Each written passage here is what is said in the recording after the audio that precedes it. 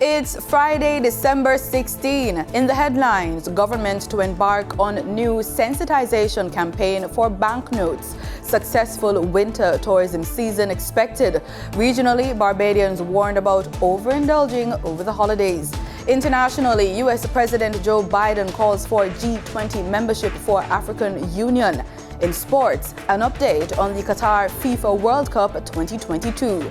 This is the news on PBC Jamaica. I'm Simone Absalom Gale.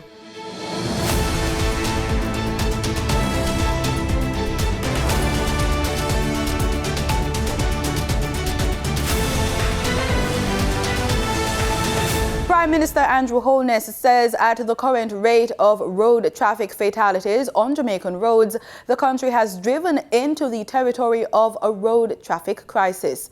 Maya Chung tells us more. Noting that the United Nations General Assembly proclaimed 2021 to 2030 the decade of action for road safety, under which the aim is to prevent at least 50% of road traffic deaths and injuries by 2030, the Prime Minister said it is clear that if things continue as they are, Jamaica is at risk of missing this target and possibly doubling our current rate of road traffic deaths. The Prime Minister said, frankly, this is cause for concern, and he believes every well-thinking Jamaican would agree it is a national crisis. Prime Minister Holness noted that in 2021, there were 487 road fatalities, representing the highest number of Jamaicans who have died through crashes in the last decade. He said road crashes have significant personal and economic impacts on families, and the implications, both personal and financial, carry long into the future, with families dealing with the terrible pain and financial losses that come with the sudden and untimely loss of their loved ones, including breadwinners. The Prime Minister noted that coupled with long-term physical impairments that many families have to deal with, which include reduced capacity leading to lost income and quality of life, there is also the impact on the health sector. The Prime Minister said the increased cases of road crashes also significantly impacts the public's general feeling of safety while using our roads. For these reasons, the Prime Minister said it is essential that order on our roads be addressed as a matter of urgency, an issue with which the new Road Traffic Act will treat. He said to address the road crashes and subsequent injuries and loss of lives, a massive public education campaign will be undertaken to increase awareness of the rules of the road and to encourage safe driving to prevent loss of lives. At the start of the week of December 11, 2022, the Prime Minister noted that there were 448 road fatalities. He said this number is unacceptable and that he is encouraging Jamaicans to be careful while driving for their own personal safety, and so as not to surpass last year's figure of 487 road deaths. The Prime Minister was speaking during a meeting of the National Road Safety Council. For the news on PBCJ, I'm Maya Chung. Jamaica has recorded almost 500 road fatalities following 8 more road deaths over the last weekend. Road Safety Unit is constantly reminding both drivers and passengers in front and back seats to always wear a seatbelt, cut out distractions, obey the rules of the road, and be cautious. In this next report, Carla Thomas-Hewitt reports that it's with these words of caution that the Caribbean Cement Company Limited's haulage company has decided to equip its trucks with cameras and proximity sensors to boost road safety efforts. The move to boost its safety measures aligns with CCCL's parent company, CMEX. The use of cameras and sensors will alert truck drivers to potential hazards in a bid to promote the target of 0 injuries worldwide. CCCL's driving school instructor and mechanical inspector, Clinton O'Connor, broke down the aim of the Vulnerable Road Users Awareness Initiative. Part of my responsibility is to ensure that all drivers, be it company drivers or contract drivers, are exposed to the best practices as far as international driving standards are concerned. The exercise that we have just gone through is known as the Vulnerable Road Users Initiative. This came about because of CMEX's interest in all road users and the fact that they recognize that without some amount of exposure, we would have a lot more fatalities on the road. Meanwhile, the Caribbean Cement Company Limited's Vulnerable Road Users Awareness Initiative is geared towards cyclists. Accident analyst and statistician in the Road Safety Unit of the Ministry of Transport and Mining, Kamisha Dixon, shared ways the road users can ensure safety while on the road. Right, so in approaching this festive season, there's a lot of vehicles on the road now, so we're encouraging all road users to cut their speed. Pedestrians, from once you're traversing the road within night, wear a bright color clothing.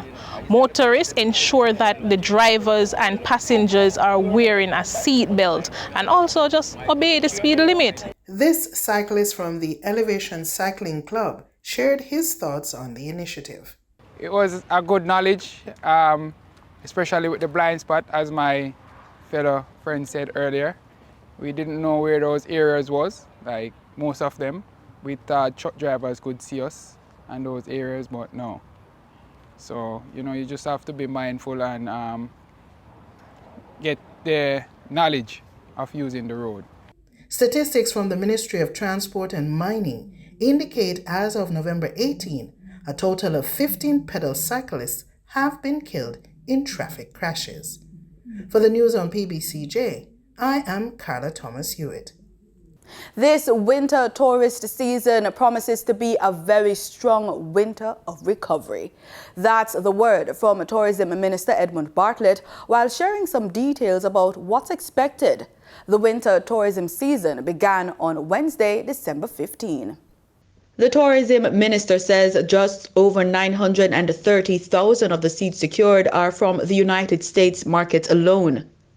We have been able to secure just a little over 930,000 seats from the United States market alone, and a total of some 1.3 million seats overall for the winter. That's very important because at a 75-80% load factor, you could be looking at definitely the strongest winter since the recent times for us. Minister Bartlett pointed out that the strength of the season is not only in terms of the number of seats, but also earnings for airlines, hotels, and other related businesses. What this does for Jamaica is to create demand, strong demand, for more goods and services to be provided by our Jamaican local stakeholders. And that's one of the things that we want to emphasize, because the way forward has to be Jamaica owning the supply side of the economic equation. That's how the retention of the dollar is going to be preserved, and we keep talking about it. We talk that, yes, the visitor comes and the visitor spends, but the money goes back out. So if we build the capacity of our own entrepreneurs and our own people to supply on this demand that the visitor brings, then the dollar will stay here. We all will be richer and better for it. He notes that there have been some challenges coming out of the COVID-19 pandemic, but the industry has been recovering and training its employees in order to evolve.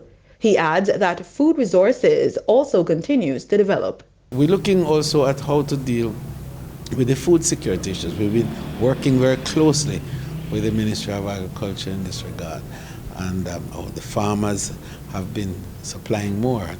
The good news is that we established this platform with our small farmers. It's called Alex, and on the Alex platform alone, in the month of November, 95 million Jamaican dollars of goods were sold, and that was so much better than the performance for the year to date then, which was 125 million. So in 7 months, on the platform, the farmers, the small farmers now, not the big farmers, the small farmers of Jamaica sold to the hotels 125 million. And in 1 month of November, they sold 95 million.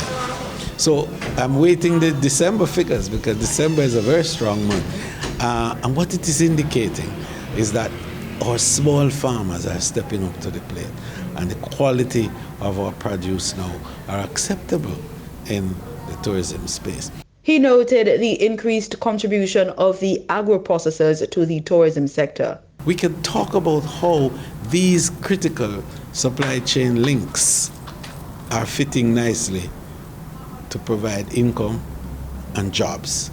So that's what a strong winter means. A strong winter means that there will be strong economic activity across the board.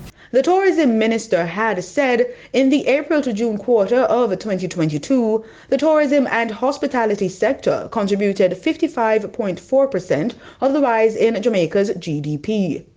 International index data provider Fitch Solutions had reported that renewed tourism activity in Jamaica will drive GDP growth of up to 4.1% in 2022, up from 9.9% contraction in 2020. Time now for the business report with Danita Rodney.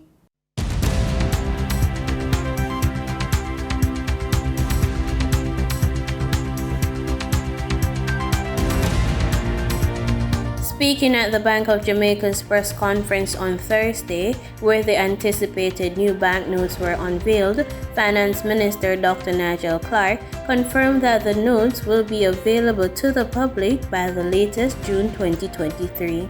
The notes will be introduced over a phased period beginning in 2023. And I think, Governor, I think people want to buy June, the latest by June 2023, but in some cases, certainly it will appear quite a bit before that. This is to allow the Bank of Jamaica to conduct its communication and public education campaign, as well as to allow the physical changing out or upgrading of machines used in the processing of the currency. Now for your market updates. In foreign exchange trading for Thursday, December 15, the US dollar sold for an average of $153.99. The Canadian dollar ended trading at $113.33. The pound sterling traded for $192.77, and the euro sold for an average of $164.62. In GSE trading, the GSE index advanced by 850 points. The junior market index declined by 34 points. The combined market index advanced by 480 points. And the all Jamaican composite index advanced by 1,068 points. Overall market activity resulted from trading in 98 stocks, of which 43 advanced, 40 declined, and 15 traded firm. Stocks advanced for 138 Student Living Jamaica Limited Viable Preference, Blue Power Group Limited, and Caribbean Cement Company Limited. Stocks declined for 138 Student Living Jamaica Limited, Barita Investments Limited, and Caribbean Assurance Brokers Limited. Trading firm, AMG Packaging and Paper Company Limited, CAC 2000 Limited, and EPLI 7.50% preference shares due 2024. The overall volume leaders were Wigton Wind Farm Limited ordinary shares with over 3 million units, Dollar Financial Services Limited with over 700,000 units, and Jamaica Boilers Group with over 600,000 units. In regional stocks, on the Trinidad and Tobago Stock Exchange, Clico Investment Fund was the only active security posting over 9,000 shares. Zero Securities traded on the Barbados Stock Exchange. In regional business, a diversified portfolio of energy generation locally remains high on the Guyanese government's agenda, even as a contract was inked for the engineering, procurement, and construction of the Guyana Integrated Natural Gas Liquid Plant and a 300-megawatt electrical power plant. Kurt Campbell reports. The contract for the engineering, procurement and construction of the Guyana Integrated Natural Gas Liquid Plant and the 300-megawatt electrical power plant was signed between the Government of Guyana and the U.S.-based Integrated Energy Solutions Group in partnership with the local firm CH4 Group at the Office of the President on Tuesday. It forms part of a wider gas-to-shore project promising the delivery of cheaper electricity and large amounts of cooking gas to Guyanese. Joined by Vice President Dr. Bar Jagdeo, Prime Minister Mark Phillips, and Natural Resources Minister Vikram Bharat, President Irfan Ali said even with the Amaila Falls hydropower project stalled, there was no abandoning of efforts to ensure the generation of hydropower. This is just one aspect of the project cycle.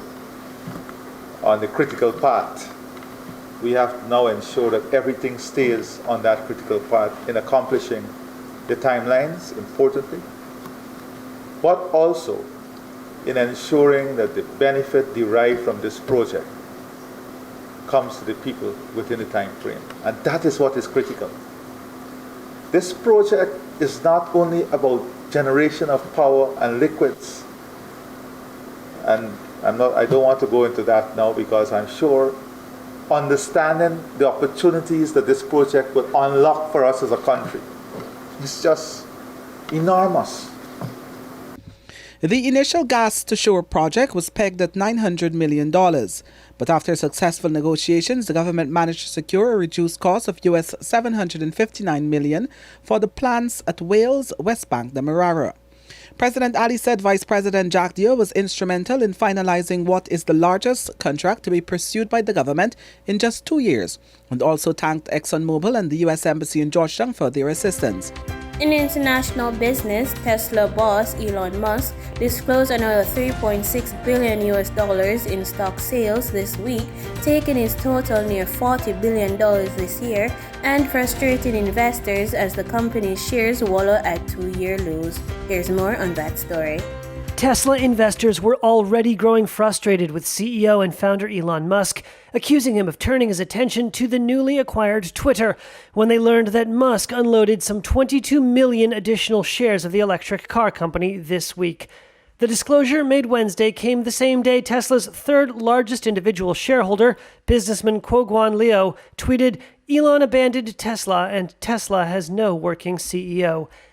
Tesla investors have chewed their nails watching shares of the electric car maker decline from just under $400 at the start of 2022 down below $160 today.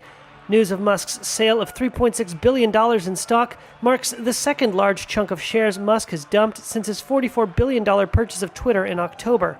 I think there is a real concern that obviously with so much on his plate, Elon Musk is not giving Tesla the attention it deserves. Susanna Streeter is a senior investments and market analyst with Hargreaves Lansdowne. Well, certainly it's going to disappoint investors because actually back in April, Elon Musk said he was done with selling Tesla shares for now. And of course, this now brings the value of the shares that he's offloaded to around 40 billion this year. And I think this will be another frustrating move.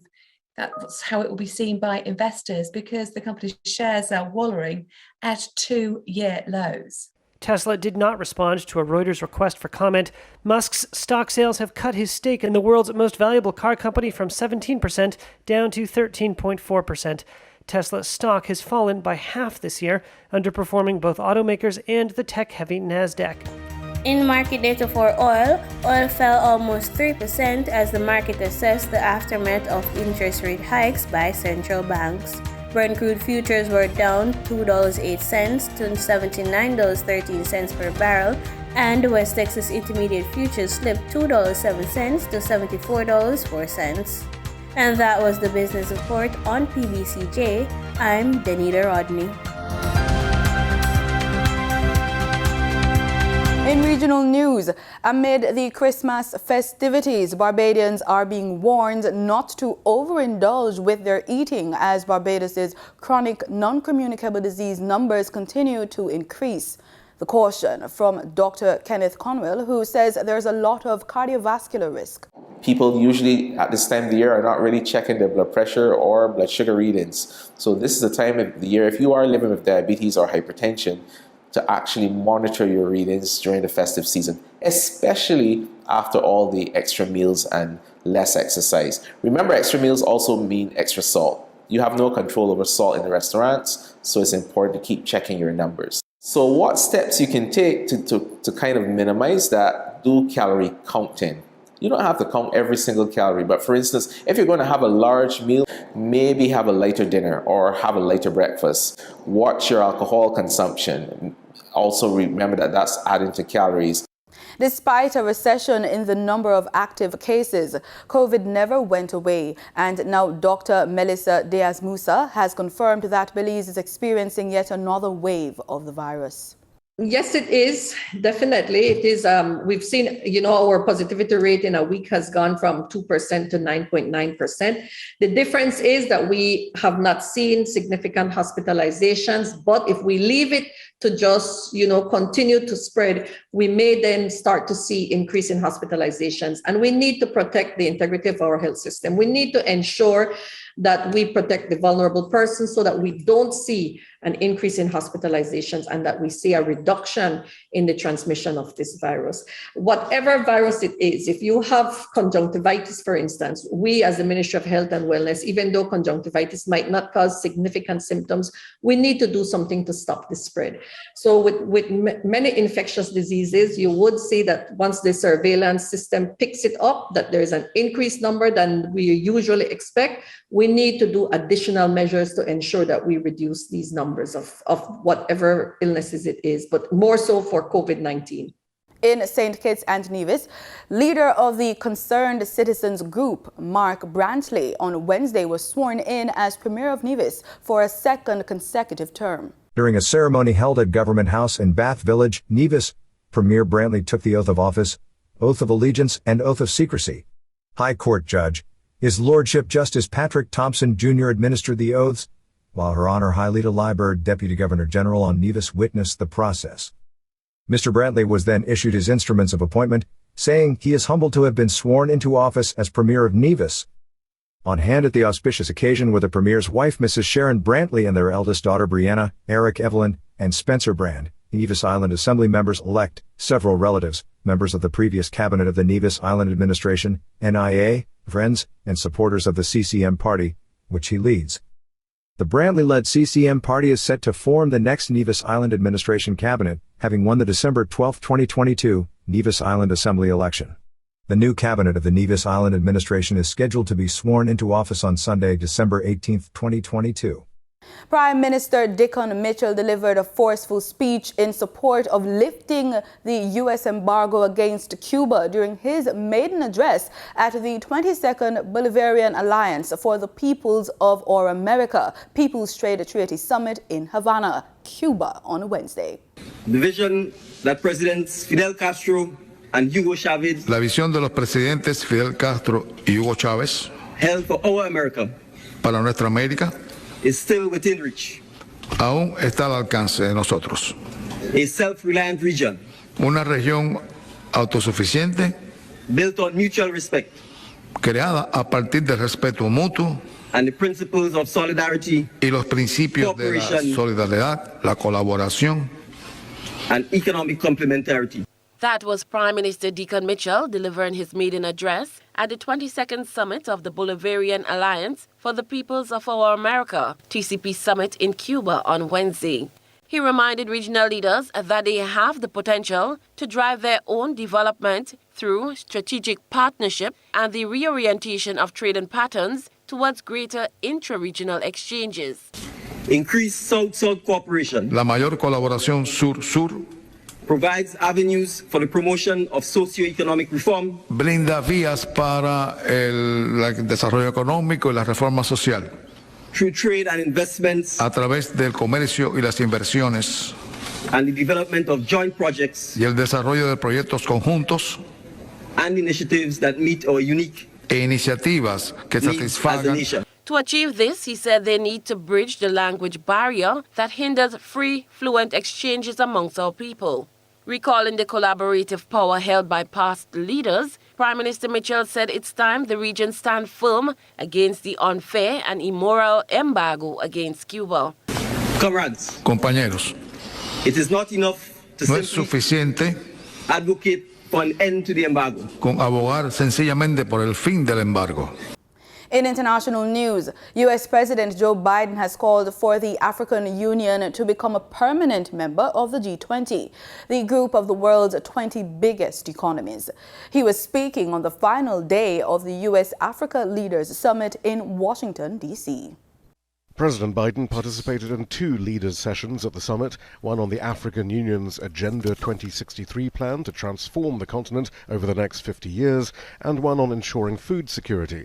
Once again, Biden's message was of equitable development, mutual success, and U.S. investment. Over the next 3 years, working in close cooperation with the United States Congress, we plan to commit $55 billion in Africa to advance the priorities we share and to support the Agenda 2063. However, when asked, U.S. government officials were unable to provide a breakdown of how the figure of $55 billion was arrived at, or how the Biden administration intends to get Congress to approve that sum. The president of the African Union welcomed the U.S.'s renewed commitment to Africa, but called for Washington to end its economic sanctions on Zimbabwe and its plans to sanction other African countries via the so-called Malign Russian Activities in Africa Act, still working its way through Congress. This bill, with its sanctions, which targets a whole continent, is the first in international relations. Africa is asking why such a bill exists, and why is Africa targeted? At least outwardly, the U.S. has changed its tone at the summit, not publicly hectoring African nations about decisions Washington doesn't agree with. But there is still skepticism about whether anything really is different. The problem isn't what they're saying. They're saying all the right things. The problem is they're not doing anything differently. They're still focusing more on open societies, on values, rather than on increasing investments and sort of a more concrete approach to encouraging businesses to invest in the region.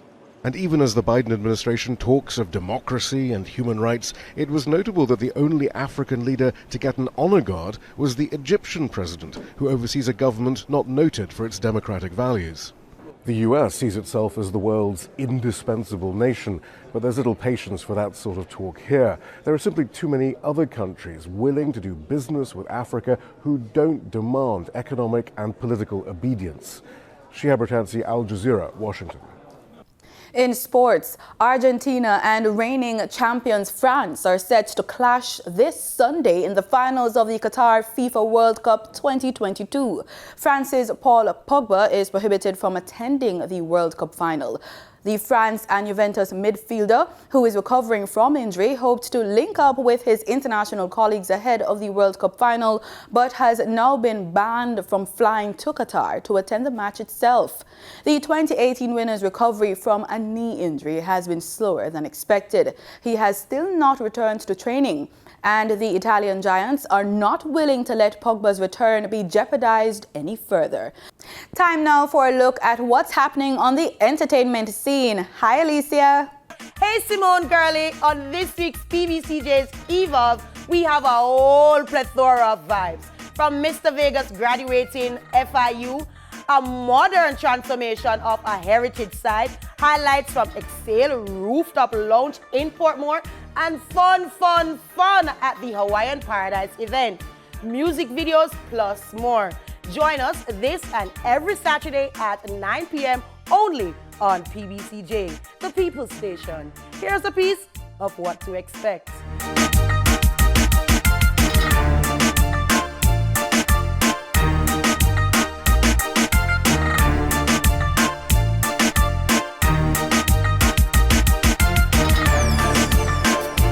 Thanks, Alicia. And that's the news on PBCJ. You can follow us on our social media platforms at PBCJamaica. Thanks so much for watching.